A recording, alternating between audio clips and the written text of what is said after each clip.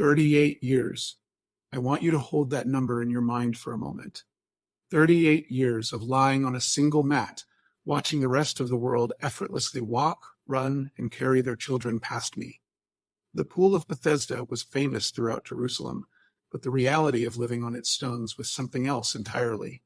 It was the mineral reek of the water, the suffocating dust and heat of summer, and the press of desperate, unwashed humanity. Hundreds of us, the blind, the lame, the paralyzed, waiting together.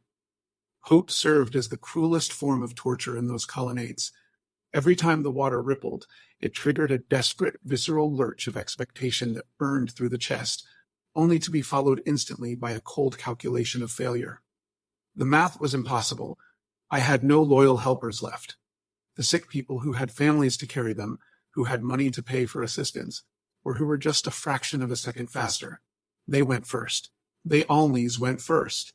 By the time I could drag myself toward the edge, the water was already still. Over nearly 4 decades, this repeated rhythm of deferred hope wore me down entirely. The memory of walking faded to something theoretical, and I became a man living in a state where expectation had finally calcified into absolute despair. I don't know the exact day he found me. The colonnades were crowded, as always, but something about the way this particular man moved through the space caught my eye. People usually came to Bethesda to gawk or out of pity. He was walking with unprecedented intention, bypassing the crowds and heading directly toward my mat. He stopped right in front of me, and as he looked down, I realized what was missing. There was no pity. There was no disgust. He looked at me as if he were seeing all 38 years of my suffering at once, and he didn't flinch. Then he asked me a simple, shocking question. Do you want to be healed? My immediate internal reaction was pure outrage. I have been lying on a stone floor for decades. I am sitting at a pool famous for miraculous cures. On its face, it was an absurd thing to ask a man whose paralysis was his entire identity. When suffering has defined your entire existence, a question like that feels like a cruel, obtuse joke. It triggered a defensive wall, an automatic recoil from someone who seemed to be mocking the very thing that broke me. But looking into his eyes, something stopped me from snapping at him. I realized he was asking a surgical, demanding question, one that required a genuinely honest answer, rather than the obvious one. And when I opened my mouth to answer, I didn't actually say yes. Instead, I automatically recited my list of systemic obstacles. I complained about the water. I told him I had no one to help me. I had spent so long failing to reach the pool that my explanations for why I wasn't healed had become a substitute for actually wanting to be well. No helper, slow legs, others going first. Looking back at that moment, it makes me shudder. I didn't ask the man for what I wanted. I merely defended my paralysis. Prolonged trauma does that to a person. If you suffer long enough, your mind becomes a master architect, building brilliant, airtight excuses for your condition, rather than advocating for your own liberation. He didn't ask me a second time. He completely ignored my defense and spoke a sudden command in the present tense. Get up, take up your bed, and walk. There was absolutely no process to it. No moving me to the edge of the water, no elaborate ritual.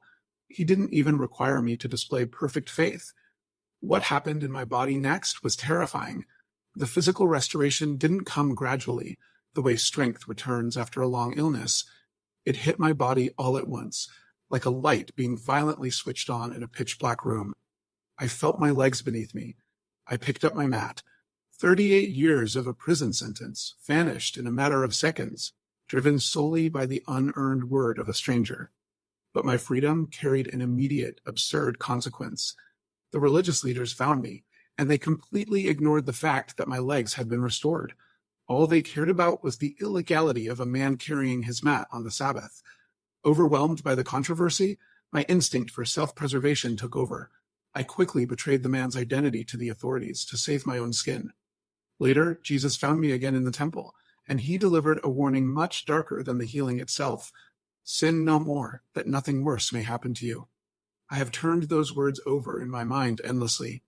Nothing worse? What could possibly be worse than 38 years of lying paralyzed on a cold stone floor? It took time to realize the weight of what he was saying. He had given me back my legs, a gift of unimaginable value, only to warn me about a sickness that mattered even more than walking. He healed my body, but his eyes were focused on the state of my soul. The sheer grace of his intervention still staggers me. He didn't wait for me to deserve it.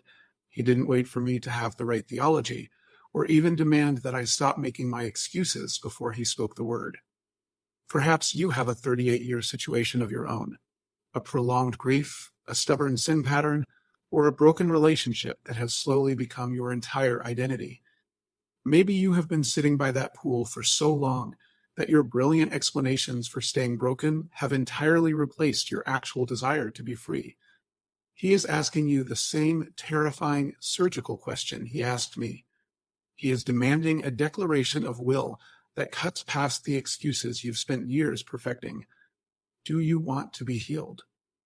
Drop the explanations. Get up. Take up your mat and walk.